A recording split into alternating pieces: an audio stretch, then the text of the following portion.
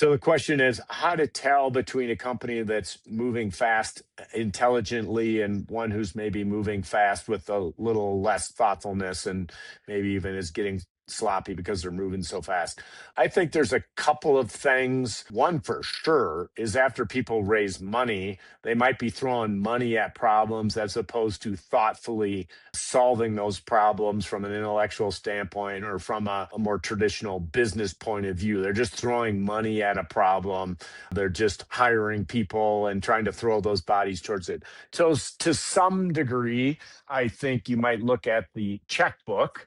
And if they've raised some money, that might be an indication. And then I think at the executive level, the C suite, how much do they have as far as like a finger on the pulse of what's going on?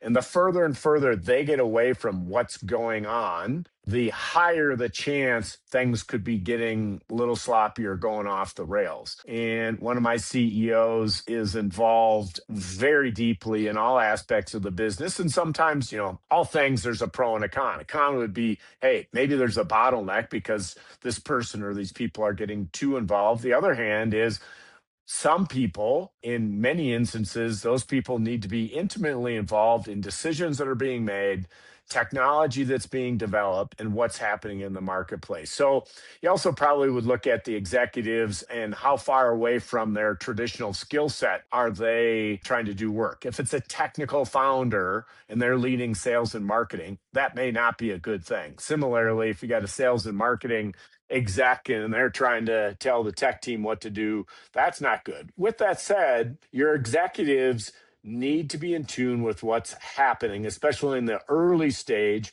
where things are still being worked out, things are still being put together and formulated. And so I think on the front end, there should be more involvement by the executives, especially that founder where their fingerprints are all over it. And that's actually part of how I try to get involved is, well, I may not take an operating role at these companies. My fingerprints are all over. Fingerprints are all over it based in who was hired. Fingerprints all over decisions about what were being made on the product and how it's oriented relative to the market, the go-to-market strategy. And so I think the same could be and should be said for the executives as their fingerprint should be all over what's going on, especially at the early stages.